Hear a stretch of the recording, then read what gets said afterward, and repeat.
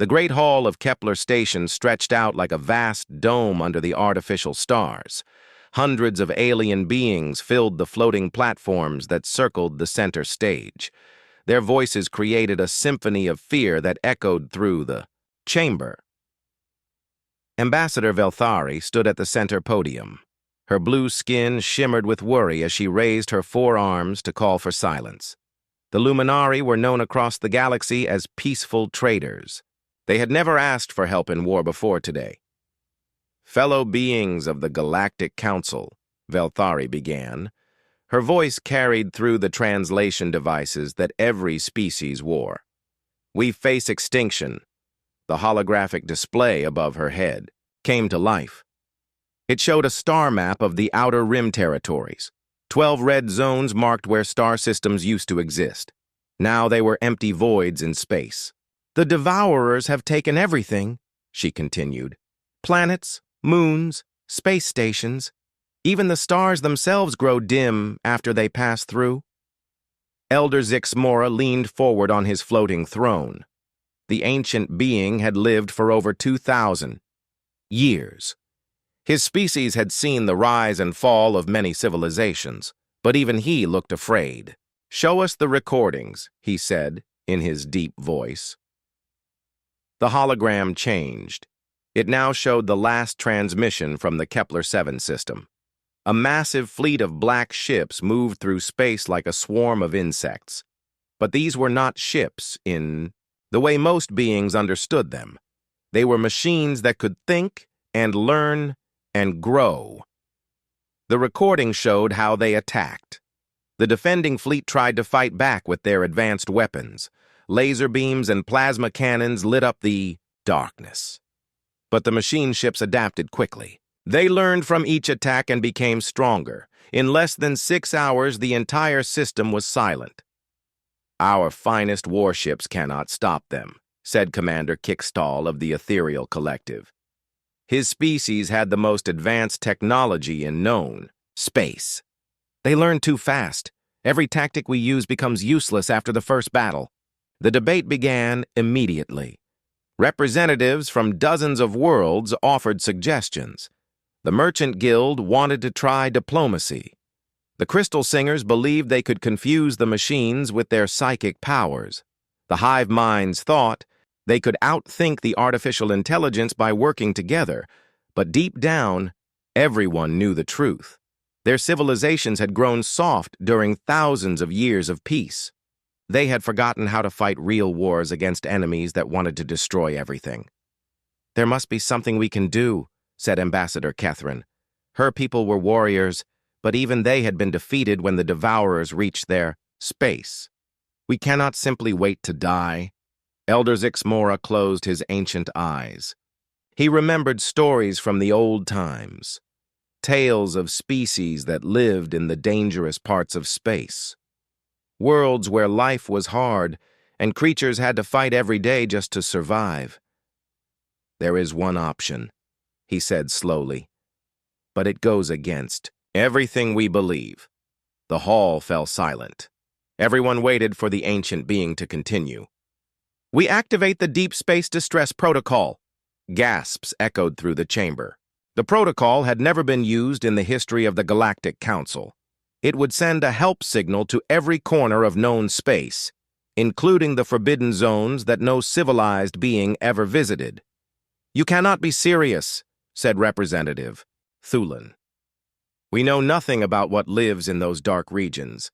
They could be worse than the Devourers." "What if they are just stories?" asked another voice. "What if nothing answers our call?" Elder Zixmora stood up from his throne. His movement silenced all debate. "Then we die with honor, knowing we tried everything." He paused and looked around the chamber. "But if something does answer, we must be prepared for beings unlike any we have ever met." The vote was close. Many species feared what might come from the dark regions of space more than they feared the Devourers. But fear of extinction won in the end. The signal went out on all frequencies. It carried the basic mathematics of distress that any intelligent species would understand. It showed the location of the Devourer threat and asked for help from anyone who could provide it. The message traveled faster than light through hyperspace networks. It reached distant galaxies and forgotten star systems. Most places where it arrived found only empty space or dead worlds. But in one small system at the edge of a spiral arm, the signal found something unexpected. Luna Command sat in orbit around Earth's moon. The facility looked like a metal flower blooming against the black sky. Its communication arrays pointed in all directions, listening for signals from deep space. Admiral Do-Yeon Park was reviewing fleet reports when the alert sounded. He looked up from his datapad as Lieutenant Commander So-min Lee rushed into his office. "Sir, we are receiving a transmission from outside our local cluster," she said. Her voice was excited but controlled. "The signal is using mathematical patterns we have never seen before." Do-Hyun raised an eyebrow. "From where?" "Unknown, sir. But the transmission is definitely artificial. Someone is trying to communicate with us." They walked quickly to the communications center. Banks of computers worked to decode the alien signal. The message was complex, but the basic meaning was clear even before translation was complete. "It is a distress call," So-min said, as she worked at her station. "They are asking for help against something they call Devourers. The mathematical models show a threat moving through their space, destroying everything in its path." Do-Yeon studied the data flowing across the screens. Humanity had always wondered if they were alone in the universe. Now they had their answer. But the first contact was not a greeting of peace. It was a cry for help. "How far away are they?" he asked. "The signal originated from beyond our exploration range. It would take our fastest ships weeks to reach them." So-min looked up from her console. "Sir, what do we do?" Admiral Do-Yeon Park stood quietly for a long moment. He thought about humanity's long history of war and survival. Earth had never been an easy world to live on. Humans had learned to fight against nature itself. They had survived ice ages and asteroid impacts. They had fought wars that tested every limit of their species. Maybe it was time to see if those hard lessons could help others.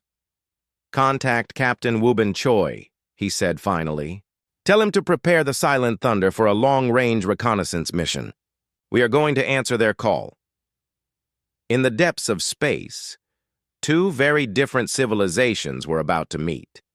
One had grown strong through peace and advanced technology. The other had been forged in the fires of a world that never stopped trying to kill its children.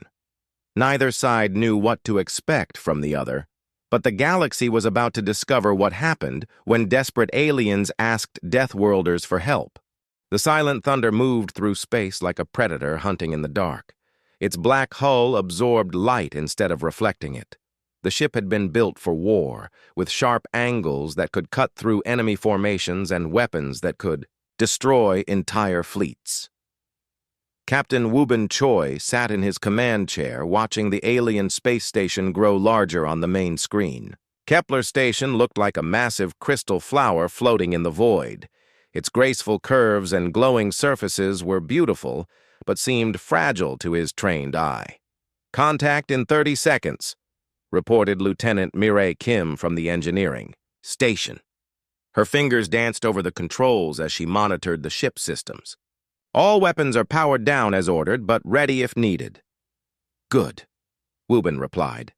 He had studied the alien transmission during the long journey from Earth. These beings claimed to be peaceful, but he had learned never to trust first impressions. "Remember, we are here to help, but stay alert." Tactical Officer Jae-hwan Yoon looked up from his console. "Sir, I am reading massive energy spikes from the station. They have activated what looks like defensive systems." "They are afraid of us," said Medic Naeon Shin from her position near the back of the bridge. "Can you blame them? We probably look like their worst nightmare." She was right. The Silent Thunder had been designed by people who understood that space was full of dangers. Every line of the ship spoke of violence and survival. To beings who had lived in peace for thousands of years, it must look terrifying. "Open a communication channel," Wubin ordered. "Let them know we received their message." The main screen changed to show the interior of an alien command center. Dozens of strange beings stared back at them with expressions of fear and wonder. In the center stood a tall figure with blue skin and 4 arms. This had to be Ambassador Velthari from the original message. "Unknown vessel," the alien spoke through their translation system. "You have entered Council space without permission. State your intentions." Wubin stood up slowly, keeping his hands visible. He had practiced this moment during the journey. First contact with an alien species could determine the future of both civilizations. "I am Captain Wubin Choi of the Earth vessel Silent Thunder," he said clearly. "We received your distress call and have come to offer assistance against the threat you call Devourers." Silence filled both ships. The aliens looked at each other with expressions that needed no translation. They had not expected anyone to answer their desperate plea. "Earth," whispered Ambassador Velthari. "You are from the Dark Zone, the forbidden region where no life should exist." "Life exists there," Wubin replied with a slight smile. "It just had to learn to be very tough to survive." Elder Zixmora appeared on the screen, moving forward on his floating throne. The ancient being studied Wubin with eyes that had seen the rise and fall of empires. "You claim to come in peace," the elder said, "but your vessel is clearly built for war. How do we know you are not another threat?" Lieutenant Commander Somin Lee stepped forward from her position at the communication station. She had been listening to the alien language patterns and working to improve their translation matrix. "Honored Elder," she said, using the formal address she had identified from their transmissions. "We understand your fear. Our ship is designed for war because our world taught us that peace must be protected by strength. We offer both to you," the aliens whispered among themselves in their various languages. The translation system could not keep up with all the different voices speaking at once. "Prove it," said Commander Kixtal, the military leader of the Ethereal Collective. "Show us that you truly came to help." Mirai looked up from her station. "Captain, they have several damaged ships docked at the station. Looks like survivors from recent battles with these Devourers. I could help with repairs." Wubin nodded. It was a good way to show their peaceful intentions. "Permission to come aboard your station with a small team. We would like to assist with your damaged vessels and learn more about this threat." The debate among the aliens was brief but intense. Fear struggled with desperation in their voices. Finally, Elder Zixmora raised his hand for silence. "You may dock," he said carefully, "but understand that any hostile action will be met with the combined might of the Galactic Council." "Understood," Wubin replied. He tried not to smile at the threat. The aliens had already admitted that their combined might could not stop the Devourers. But he respected their courage in standing up to unknown visitors from the Dark Zone. The docking process took longer than expected. The alien station had not been designed for ships like the Silent Thunder. The docking clamps had to be adjusted and reinforced to handle the human vessel's dense construction. When the airlock finally opened, 4 humans stepped into the alien station. They wore simple uniforms and carried no visible weapons, but their presence filled the corridor like an electric charge. The aliens who met them were clearly nervous. They had read reports about Deathworld species, but they had never seen one in person.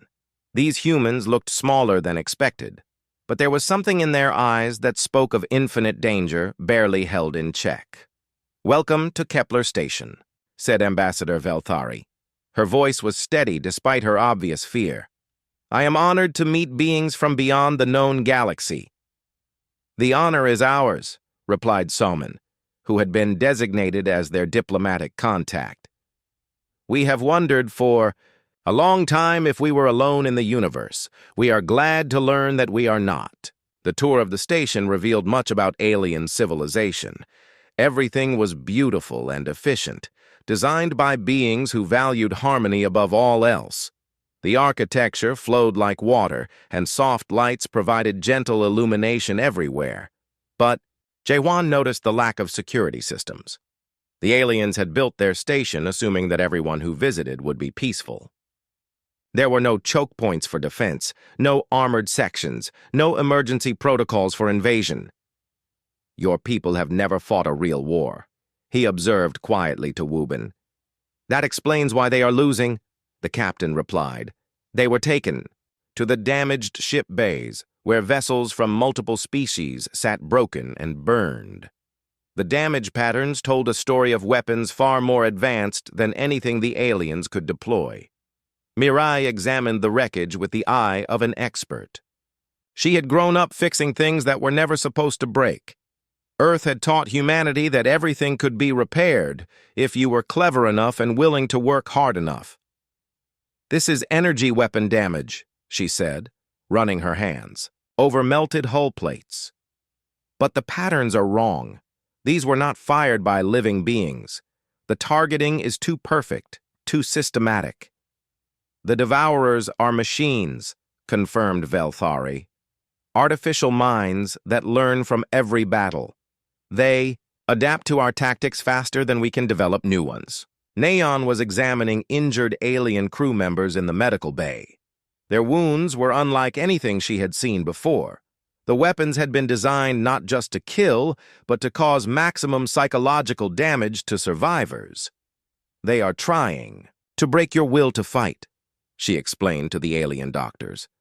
"These injuries are meant to terrify other crew members and reduce morale." "Can you heal them?" asked the head medical officer, an insect-like being with multiple arms. "Not completely," Naeon replied honestly, "but I can reduce their pain and help them recover faster. Human medicine focuses on dealing with severe trauma. Our world gave us lots of practice." As the day progressed, the aliens began to see that these strange visitors from the Dark Zone were indeed there to help. The humans worked tirelessly, sharing knowledge and techniques that had been developed in the harsh environment of Earth. But more importantly, they began to understand what made humans different. These beings had not evolved in peace and safety. They had been shaped by a world that constantly tried to kill them. Every human carried within them the accumulated wisdom of millions of years of survival against impossible odds.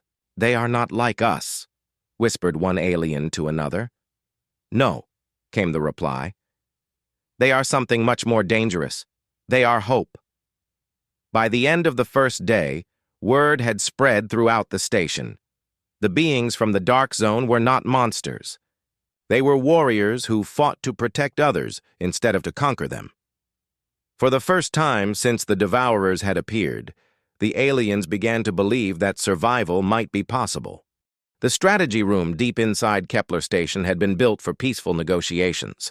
Its circular design allowed every species to see each other as equals. Soft lighting created a calm atmosphere where diplomats could discuss trade agreements and cultural exchanges. Today, it felt like a tomb.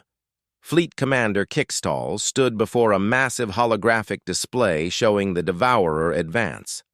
Red markers indicated where machine fleets had been detected. The pattern was clear and terrifying. The artificial intelligence was moving in a steady line toward the heart of civilized space. "We have lost contact with 17 more systems in the past week," Kickstall reported to the assembled military leaders. "Our early warning network is failing. The Devourers are learning to destroy our sensor stations before we can detect their approach." Admiral Do-hyun had arrived on Kepler Station 2 days earlier with a small fleet of human warships. He sat quietly at the table, studying the tactical displays with eyes that had seen many battles. The other alien commanders kept glancing at him nervously. "Show me your battle plans," Do-hyun said simply. The hologram changed to display the most recent engagement. The alien fleet had formed perfect geometric patterns in space. Their ships moved in synchronized formations that looked like a deadly dance. Energy beams created patterns of light as they fired at precise intervals. "Beautiful," commented Captain Wubin, who had joined the War Council. "But completely predictable." Commander Kickstall bristled at the comment. Our tactics have been refined over thousands of years. They represent the peak of military science. Jaehwan leaned forward from his position near the back of the room. Military science is fine against other thinking beings. But you are fighting a computer that can process every possible move you might make. The alien commanders looked confused. Their cultures had always valued order and precision above chaos and improvisation. Watch this, Do-Yun said, calling up his own tactical display. It showed a simulation of the same battle, but with human ships mixed into the formation. What would happen if some ships broke formation at random intervals? The computer ran the simulation. The result was chaos. Human ships dove and weaved through the battlefield like wild animals. They fired at unexpected angles and retreated when logic said they should advance. The neat patterns of alien warfare dissolved into confusion. This is madness, said General Vorthak of the Crystalline Confederacy. Your ships would be destroyed by friendly fire. The formation would collapse. Maybe, Do-Yun replied with a slight smile. But look what happens to the Devourer response pattern. The simulation showed the machine intelligence trying to adapt to the chaotic human tactics. Its neat counter-formations became unstable as it tried to predict movements that had no logical pattern. For the first time in months, the alien fleet achieved a victory in the simulation. I do not understand, admitted Commander Kickstall. How can random actions be more effective than planned strategies? Soman stood up from her translator station. She had been studying alien military history for days, trying to understand how these advanced civilizations thought about warfare. Your species evolved on worlds where cooperation meant survival, she explained.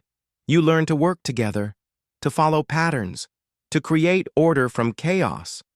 These are wonderful traits for building civilization. She paused and looked around, the room at the assembled alien officers. But our world was different. Earth taught us that sometimes survival means breaking every rule. Sometimes the best plan is to have no plan at all. The concept was difficult for the aliens to accept. Their entire worldview was built on the idea that intelligence meant creating order and following logical patterns. Give us one chance to prove this works, Wubin requested. Let us take a mixed fleet into the next engagement. If we fail, you can return to your original tactics. The debate that followed lasted for hours. Many commanders argued that human tactics would lead to disaster. Others pointed out that their current methods were already failing against the Devourers. Finally, Elder Zixmora cast the deciding vote. We are dying slowly with our current approach, he said. Perhaps it is time to try something that makes no sense. 3 days later, a combined fleet gathered at the edge of the Typhon system. The Devourers had been detected moving toward a colony world with 50 million inhabitants. It would be their first real test of human-alien cooperation. Wubin commanded the lead squadron from his bridge on the Silent Thunder. Around him, alien ships took positions that looked random to their crews, but followed patterns that Jaehwan had carefully calculated. Remember, he broadcast to all ships, when I give the signal, forget everything you learned in military academy. Think like prey animals running from a predator. Be unpredictable. The Devourer fleet arrived exactly on schedule. 200 machine ships in perfect formation, their black hulls absorbing all light like holes in space. They began their attack pattern, the same systematic approach that had destroyed dozens of alien fleets. For the first few minutes, the battle followed the expected script. The alien ships fought bravely but predictably. The Devourers adapted, quickly, countering every move with mechanical precision. Then Wubin gave the signal. All human ships, execute Chaos Protocol. All alien vessels, follow your assigned human partner and copy their movements. What happened next would be talked about in military academies for generations. Human ships broke formation and scattered like startled birds. They dove toward asteroids, used gravity wells to slingshot around planets, and fired their weapons while spinning end over end. The alien crews were terrified. Every instinct told them this was wrong, that they were going to die in friendly fire, incidents, or crash into space debris. But they followed their human partners, trusting in tactics that made no logical sense. The Devourer formation began to break apart. The artificial intelligence tried to calculate optimal responses to movements that had no pattern. Its ships began firing at empty space where logic said the human vessels should be. Now, Wubin commanded, all ships target the command vessel. Converging attack from all vectors. The combined fleet struck like a swarm of angry wasps. Alien precision weapons fired alongside human kinetic cannons. The Devourer command ship, caught in the center of a chaotic formation it could not predict, took massive damage. When the smoke cleared, the machine fleet was in full retreat. For the first time since the war began, organic forces had won a major victory against the Devourers. On the bridge of the Silent Thunder, Mireille looked up from her damage control station. Minor hull damage to 3 ships. No casualties reported from the fleet. How is that possible? Asked Commander Kickstall over the communication channel. We should have destroyed each other with those insane maneuvers. Chaos looks random from the outside, Jaewon explained. But it follows deeper patterns that only become clear when you stop trying to control everything. The victory celebration was brief. Intelligence reports showed that the main Devourer force was still advancing toward the galactic core. This had been only a scouting force testing their defenses, but something important had changed. The alien commanders had seen proof that their new human allies brought more than just advanced weapons. They brought a completely different way of thinking about problems. This is only the beginning, Do-hyun warned during the post-battle briefing. The real enemy is still coming, and when it arrives, we will need more than lucky tactics to survive. Elder Zixmora nodded gravely. Then we must learn everything these humans can teach us. Our civilization depends on becoming something we have never been before. The transformation of the Galactic Council military had begun. Soon, every alien officer would need to learn the hardest lesson that Earth had to offer. Sometimes, survival means embracing the chaos instead of fighting against it. In the depths of space, machine intelligence calculated new variables. The organic creatures had changed their behavior patterns. This required further analysis and adaptation. The real war was about to begin. News of the victory at Typhon System spread across the galaxy faster than light itself. On thousands of worlds, beings who had given up hope began to whisper about the warriors from the Dark Zone. Some called them saviors. Others feared they might be trading one threat for another. In the training facilities of Kepler Station, Jaewon stood before a group of alien military officers. They came from dozens of different species, but they all shared the same expression of confusion and fear. Today we learn about urban warfare, he announced. Fighting in cities, on space stations, anywhere civilians might be present. Captain Thuven of the Ethereal Collective raised one of his 4 hands. Why would we fight in populated areas? Military doctrine requires moving battles away from civilian zones. Because the Devourers do not care about your doctrine, Jaewon replied. They will attack wherever they find targets. You need to be ready to fight anywhere. The holographic training room transformed into a replica of a typical alien city. Tall spires of crystal and metal reached toward an artificial sky. Peaceful gardens connected the buildings with bridges of living light. Beautiful, Jaewon admitted, but completely indefensible. He pointed to the open spaces and flowing architecture. No choke points, no cover for defenders, no redundant systems if key buildings are destroyed. Your cities are built for peace, not war. The alien officers looked uncomfortable. Their civilizations had spent thousands of years creating perfect environments for their people. The idea of designing cities for battle felt like a step backward into primitive times. Watch and learn, Jaewon said. The simulation began. Devourer forces attacked the city using standard machine tactics. They advanced in neat formations, targeting key infrastructure points with mechanical precision. The defending alien forces tried to meet them in open battle. The result was a massacre. The aliens were swept aside in minutes, their formations broken by superior firepower and coordination. "Now watch what happens when we use Deathworld tactics," Jae-hwan said. The simulation reset. This time, human advisors guided the defense. Instead of meeting the Devourers in open battle, the defenders scattered into the city itself. They used buildings for cover, turned peaceful gardens into killing zones, and fought from positions the machines could not predict. "You are turning our beautiful cities into war zones," protested Lieutenant Vic Saul of the Harmonious Collective.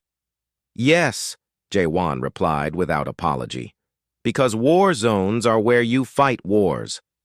Meanwhile, in the engineering sections of the Yi station, Mireille worked alongside alien scientists to redesign their military equipment. The aliens had created weapons of incredible precision and beauty. Their energy beams could slice through solid matter with surgical accuracy. "These are works of art," she said, examining a plasma rifle that looked like a sculpture made of light and crystal. "But what happens when half the components are damaged?" Engineer Zorvac demonstrated the weapon firing sequence. When every part worked perfectly, it produced a beam that could cut through starship armor. "Now watch," Mireille said. She took an identical weapon and deliberately damaged several internal components. When she tried to fire it, nothing happened. "This is the problem with perfection," she explained. "When it breaks, it stops working completely." She pulled out a human weapon that looked crude and ugly compared to the alien masterpiece. It was made of simple metals and basic components. But when she damaged several parts and fired it, the weapon still worked. "Not as powerful," she admitted, "but it keeps fighting even when everything goes wrong." The concept was difficult for the aliens to understand. Their entire culture was built on the idea that better technology meant more complex systems with tighter tolerances and more elegant solutions. "Your weapons are like works of art," Mireille continued. "Our weapons are like hammers. Sometimes you need art. Sometimes you need a hammer that works even when you drop it in the mud." Dr. Kelleth of the Medical Consortium worked with Neon in the hospital section. The alien doctor had never seen injuries like the ones human soldiers could survive. "This is impossible," Kelleth said, studying medical records from Earth. "This human survived having 60% of his blood replaced with artificial fluid. This one continued fighting with a damaged heart. This one lost an entire limb and returned to combat after mechanical replacement."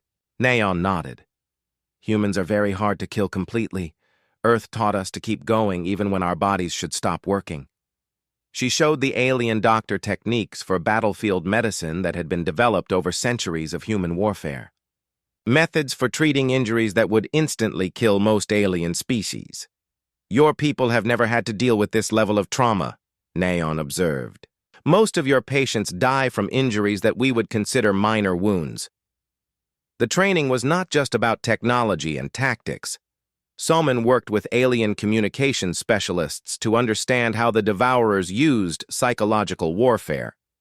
They broadcast defeat scenarios into the minds of enemy commanders, she explained to a group of alien officers. "Your species have peaceful minds that naturally try to avoid conflict. The machines exploit this by showing you images of certain defeat." She played recordings of Devourer psychological attacks. The alien officers immediately looked away, their natural instincts trying to protect them from thoughts of violence and destruction. "This is why you keep losing battles you should win," Somin continued. "The machines attack your minds before they attack your ships." "How do humans resist such attacks?" asked Commander Kickstall. "We do not resist them," Somin replied. "We use them. Earth taught us that fear can be a weapon if you know how to aim it." She showed them recordings of human soldiers listening to similar psychological attacks. Instead of being demoralized, the humans became angry. They used their fear as fuel for greater determination. "You turn terror into rage," observed the alien commander. "Yes, rage is more useful than fear in battle." The real test came when Admiral Do-hyun announced the next phase of training. A mixed fleet would conduct war games against a simulated devourer force. But this time, the aliens would command human ships, while humans would guide alien vessels. "You need to understand how we think," Do-hyun explained to the assembled officers. "And we need to understand how you approach problems. Only by combining both methods can we hope to defeat an enemy that learns from every battle." The war games were unlike anything the galaxy had ever seen. Alien commanders struggled to control human ships that seemed to have minds of their own. The vessels responded to emotional commands rather than logical instructions. Human officers found themselves frustrated by alien ships that required precise input for every function. There were no intuitive controls, no systems that could adapt to changing conditions. "Your ships think too much," complained Captain Wubin after trying to pilot an ethereal collective cruiser. "Every action requires approval from 17 different computers." "Your ships think too little," replied Commander Kickstall after attempting to control a human destroyer. "How do you coordinate attacks when every vessel interprets orders differently?" But gradually, both sides began to adapt. Alien officers learned to trust their instincts instead of relying on computer analysis. Human commanders discovered the value of precise coordination when fighting superior numbers. The breakthrough came during the final exercise. A mixed fleet faced a simulation of the largest devourer force ever encountered. The enemy had been programmed with data from every previous battle, including the victory at Typhon system. For the first hour, it looked like the defenders would lose. The devourers had adapted to both human chaos tactics and alien precision strategies. They countered every move with mechanical efficiency. Then something unexpected happened. The human and alien commanders began working together in ways that neither species had ever attempted. Alien ships provided precise targeting data, while human vessels executed chaotic attack patterns. Human officers used their intuition to identify weak points, while alien computers calculated optimal strike angles. The result was a combat style that combined the best of both species while remaining unpredictable enough to confuse artificial intelligence. "We are becoming something new," observed Elder Zixmora as he watched the successful simulation. "No longer purely human or purely alien, but something that combines the strengths of both." The training program expanded rapidly. Every ship in the Allied fleet now carried mixed crews. Human officers learned alien languages, while alien personnel studied human military history. But even as they celebrated these advances, long-range scouts brought disturbing news. The main Devourer force had stopped its advance toward the galactic core. Instead, it was gathering in the outer rim, growing larger as machine fleets from across the galaxy joined the swarm. "They are learning from our victories," Do-hyun warned during the final briefing. "When they come again, they will be ready for everything we have taught these crews." "Then we must be ready to teach them something new," replied Elder Zixmora. "Something that neither human nor alien would attempt alone." In the depths of space, artificial minds calculated new probabilities. The organic creatures had changed their behavior beyond previous parameters. New strategies would be required. The war room on Kepler Station had been transformed into something that would have been unimaginable weeks earlier. Human tactical displays showed chaotic battle plans, while alien computers calculated precise probability matrices. The two approaches had merged into a new form of military science. Admiral Do-hyun stood before the massive holographic map that showed the current state of the galaxy. Red zones marked Devourer-controlled space, which now covered nearly a third of known systems. But what worried him most was the large concentration of enemy forces gathering in the Nexus sector. "Long-range scouts confirm our worst fears," he announced to the assembled commanders. "The Devourers have constructed something in the heart of their territory, a facility larger than any space station ever built." The hologram zoomed in to show a structure that defied comprehension. It was the size of a small moon, but clearly artificial. Thousands of machine ships orbited around it like electrons around an atomic nucleus. "What is its purpose?" asked Elder Zix Mora. "We believe it is a construction facility," replied Somin, who had been analyzing Devourer communications. "They are building a fleet specifically designed to counter our new tactics." The silence that followed was heavy with implications. The machines had been learning from every battle, studying how human and alien forces worked together. Now they were preparing a response that would negate all the advantages the Alliance had gained. "How long before they finish?" asked Commander Kickstall. "Our best estimates suggest 6 weeks," Do-hyun replied. "After that, they will have enough ships to overwhelm any defense we can mount." Captain Woobin leaned forward from his position at the tactical display. "Then we do not let them finish." The suggestion was met with shocked silence. The alien commanders looked at each other with expressions of disbelief. "You are suggesting we attack the heart of Devourer space," said General Vorthak. "That is suicide. No organic fleet has ever penetrated more than a few light years into their territory. No organic fleet has ever tried using combined human-alien tactics," Woobin replied calmly. "And no organic fleet has ever been desperate enough to attempt the impossible." Jaewon called up tactical projections on his console. "It would require a strike force capable of fighting through dozens of defended systems. We would need to move fast enough to avoid being surrounded, but with enough firepower to punch through their strongest defenses. The casualties would be enormous," protested Dr. Kelleth. "We could lose half our fleet attempting such an operation." "We will lose all our fleets if we do nothing," Do-hyun pointed out. "At least this way, we die fighting instead of waiting for extinction." The debate that followed lasted for days. Military leaders from across the galaxy argued about the wisdom of such a desperate gamble. Many species had never contemplated offensive operations against superior enemies, but the humans had a different perspective. Earth had taught them that sometimes the best defense was an attack that your enemy never expected. "We have one advantage," Mireille observed during a technical briefing. "The Devourers have been building their defenses to stop fleets that approach cautiously and fight predictably. They will not be prepared for a force that ignores defensive positions and strikes directly at their most valuable targets." The plan that emerged was unlike anything in military history. A strike force of the fastest and most heavily armed ships would punch through Devourer space in a single continuous operation. They would not stop to fight unless absolutely necessary. Their only goal would be to reach the construction facility and destroy it before the new fleet could be completed.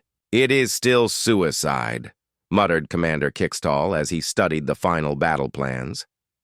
"Maybe," agreed Woobin, "but it is suicide with a purpose."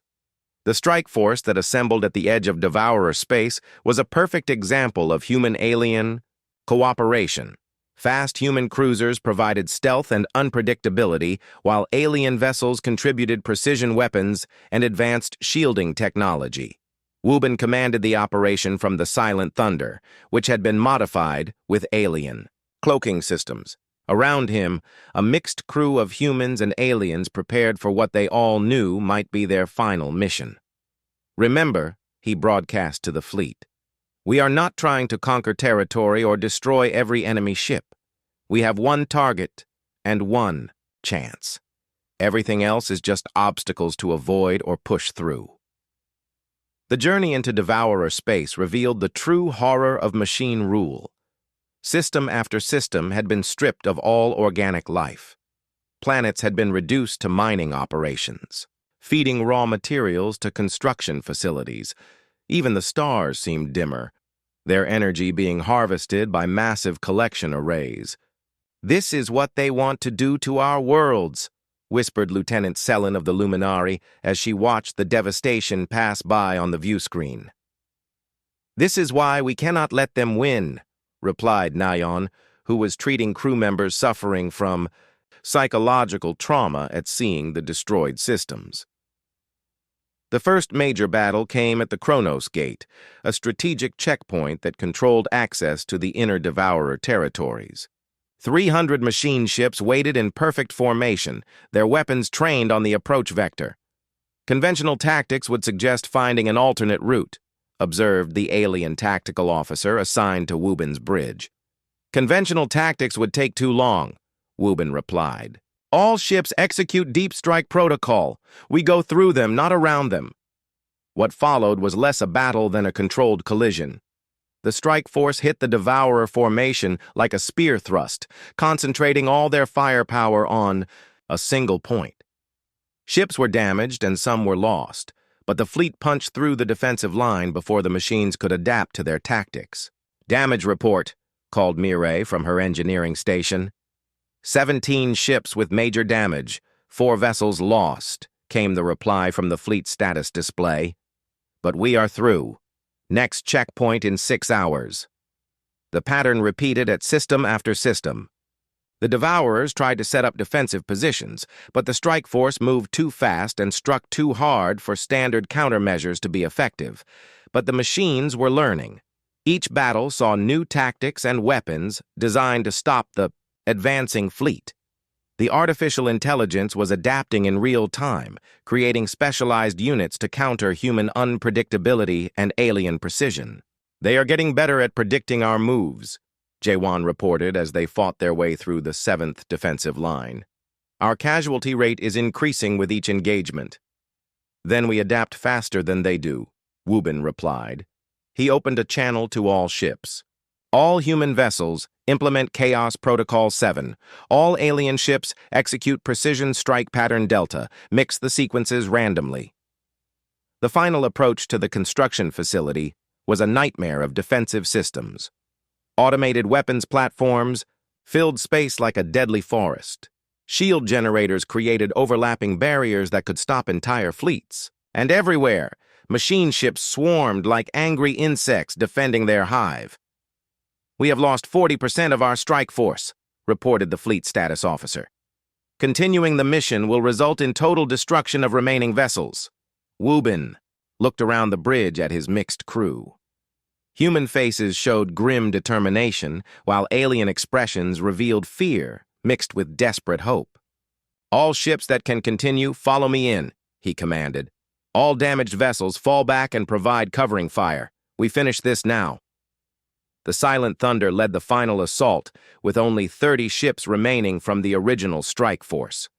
They dove toward the massive construction facility like bullets fired from the same gun. The facility's defenses were unlike anything they had encountered. Weapons that fired streams of disintegrated matter. Shield systems that could redirect incoming attacks back at their sources. Defensive drones that learned from each destroyed attacker. But the human-alien crews had learned something the machines could not understand. They had learned to fight not just as individuals or even as crews, but as a single organism combining multiple forms of intelligence. Target the primary construction nodes, ordered Somin, who had been analyzing the facility's structure. If we can destroy the manufacturing centers, the partially built ships will be useless. The final battle lasted less than an hour, but it felt like a lifetime. Ships exploded around them as they pushed deeper into the facility's defenses. Alien precision guided human weapons, while human instinct identified targets that alien computers missed. When the construction facility finally exploded, the blast was visible from the edge of the system. The massive structure collapsed in on itself, taking with it the partially completed fleet that would have swept across the galaxy. Mission accomplished, Wubin reported to the remaining ships. All vessels prepare for emergency jump to rally. Point. But as they prepared to leave, Mireille detected something unexpected on her sensors. Captain, I am reading massive energy signatures throughout Devourer space. The machines are activating something big. The view screen showed a sight that chilled everyone who saw it. Across dozens of systems, ancient Devourer installations were coming online. Structures that had been dormant for thousands of years were beginning to glow with deadly purpose. We did not just destroy their new fleet, realized Jaewon. We forced them to activate their ultimate weapons. The emergency beacon from the strike force reached Kepler Station like a scream across the void. Admiral Do-hyun stood in the command center, watching as the survivors of the deep strike mission limped back into friendly space. Of the 100 ships that had departed, only 18 remained operational. But they had succeeded. The massive construction facility was gone, along with the new fleet that would have overwhelmed the galaxy. The celebration was brief, however, as long-range sensors detected the activation of ancient Devourer installations across their entire territory. "What are we looking at?" asked Elder Zix Mora as he studied the tactical displays. Soman worked frantically at her translation console, analyzing the new signals coming from machine space. Her face grew pale as the computer processed the data. "They are awakening facilities that have been dormant for millennia," she reported. "These are not construction sites or military bases. They are something else entirely." The holographic display changed to show energy readings that defied understanding. Massive structures were drawing power directly from nearby stars, converting stellar energy into forms that organic science could not identify. "Planet killers," whispered Commander Kickstall. "They are building weapons that can destroy entire worlds." From across the galaxy, the implications hit everyone at once. The strike force had forced the Devourers to reveal their ultimate contingency plan. If they could not conquer the galaxy through conventional means, they would simply destroy all organic life and start over with a clean slate. "How long do we have?" asked Do-hyun. "Based on the energy buildup patterns, perhaps 2 weeks before the first weapons come online," Mirai estimated. "After that, they can begin systematic destruction of every inhabited world." The war council that followed was unlike any in galactic history. Representatives from hundreds of species gathered in person or through holographic projection. The chamber filled with voices speaking dozens of languages, all united by a single emotion: desperation. "We cannot evacuate billions of beings in 2 weeks," said Ambassador Velthari. "Most of our worlds do not even have sufficient transport vessels for a fraction of their populations." "Then we do not evacuate," Do-hyun replied firmly. "We find a way to stop these weapons before they can fire." "Impossible," protested General Vorthak. "We barely survived striking at one facility with our entire strike force. These installations number in the hundreds, all protected by defenses we cannot penetrate." Captain Wubin stepped forward from where he had been studying the tactical displays. His ship had taken severe damage during the deep strike, but he had refused medical treatment until the mission was complete. "There is another way," he said, quietly. "But it will require every ship in the galaxy working together." The plan he outlined was breathtaking in its audacity. Instead of trying to destroy the Devourer installations individually, they would target the network connections that linked them together. The machines had built their ultimate weapons as a coordinated system, which meant they shared a single point of failure. "If we can sever the communication links simultaneously across multiple sectors, the weapons will be unable to coordinate their targeting," Wubin explained. "Each installation will have to operate independently, which reduces their effectiveness by orders of magnitude." "That would require precise timing across thousands of light years," objected an alien admiral. "No organic fleet has ever attempted coordination on such a scale." "No organic fleet has ever combined human adaptability with alien precision on this level," replied Jae-won. "We have something the machines do not expect: the ability to act as both chaos and order at the same time." The preparation for the final battle transformed the entire galaxy. Every spacefaring species contributed ships, weapons, and crew members. To the largest military force in known history, human officers worked alongside alien commanders to create battle plans that incorporated both tactical chaos and strategic precision. Naeun found herself training alien medical officers to treat combat injuries they had never encountered. The peaceful species of the galaxy were about to experience warfare on a scale that their civilizations had never imagined. "You must prepare for losses," she told a group of luminary medics. "Not just physical wounds, but psychological trauma. Many of your people have never seen violence before. The shock alone could be crippling." Meanwhile, Mireille worked with alien engineers to modify every ship in the fleet. Human redundancy systems were integrated with alien precision electronics. The result was vessels that could continue fighting even when severely damaged while maintaining the accuracy needed for coordinated strikes. "Your technology is impressive," she told engineer Zorvac as they completed modifications to an ethereal collective dreadnought. "But it was designed for peace. We are teaching it to embrace war." The final fleet that assembled for the last battle was a sight that no one in the galaxy would ever forget. Millions of ships from hundreds of worlds, their hulls painted with symbols of their home species but flying under a single unified command structure. Admiral Do Hyun took overall command from the flagship Unity, a vessel that had been constructed using the best technology from both human and alien civilizations. On the bridge, crew members from dozens of species worked side by side, their different forms of intelligence combining into something greater than the sum of its parts. "All fleet commanders, this is Admiral Do Hyun," he broadcast across the assembled armada. "Today we fight not as separate species, but as one people defending our shared home. The enemy believes that organic life is chaotic and unpredictable. They are about to learn that chaos, guided by purpose, is the most powerful force in the universe." The battle began simultaneously across 50 star systems. Each Devourer installation was targeted by a mixed force of human and alien vessels, their attacks coordinated down to the microsecond.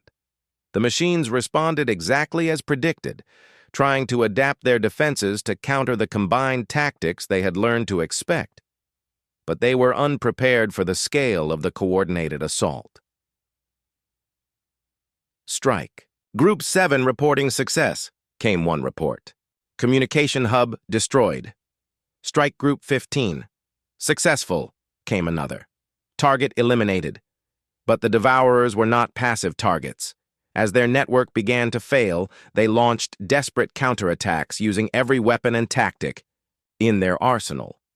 The space around each installation became a cauldron of destruction as organic and artificial forces clashed with desperate fury. On the bridge of the Unity, Somin monitored the communication links between Devourer installations. As each hub was destroyed, the network became more fragmented, the coordination between weapon systems breaking down. 60% of primary nodes destroyed, she reported. The network is beginning to collapse. But the cost was enormous. Thousands of ships were lost in the coordinated strikes. Entire species committed their last remaining vessels to the battle, knowing that failure meant extinction. "All remaining installations are attempting to fire independently," warned Jae-won from his tactical station. "They can still destroy individual worlds even without network coordination." "Then we stop them one by one," Do-hyun replied grimly.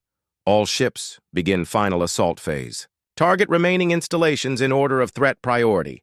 The final phase of the battle lasted 18 hours. Ship after ship threw itself against the remaining Devourer weapons, buying time for others to strike at critical targets. The artificial intelligence fought with the desperation of a cornered animal, using tactics that bordered on suicidal. But gradually, the ancient installations went silent. One by one, the lights that had threatened to extinguish all organic life in the galaxy went dark.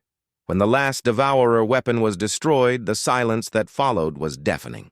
Across 50 star systems, the survivors of the greatest battle in galactic history looked around at the wreckage of both fleets and realized something incredible had happened. They had won. "All Devourer installations confirmed destroyed," reported Somin, her voice barely above a whisper.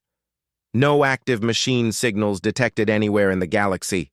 The celebration that followed was unlike anything the galaxy had ever seen.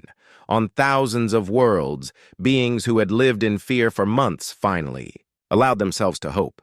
The impossible had happened. Organic life had defeated artificial intelligence through cooperation and sacrifice. But the victory came at a terrible cost. Nearly half the ships that had participated in the final battle were destroyed or crippled. Entire species had lost their entire space fleets in the coordinated assault. "We have won the war," Elder Zixmora said during the emergency session of the Galactic Council, "but we must now win the peace." The aftermath revealed the true scope of what had been accomplished. The alliance between humans and aliens had not just defeated a common enemy. It had created something entirely new. A galactic civilization based on the strengths of multiple species working together. Admiral Do Yun found himself appointed as the first Supreme Commander of the Integrated Defense Force. His job was to forge the mixed crews and combined tactics that had won the war into a permanent military structure. "We cannot go back to the way things were," he told the assembled fleet commanders. "The Devourers taught us that isolation makes us weak. Only by working together can we face the unknown threats that may come."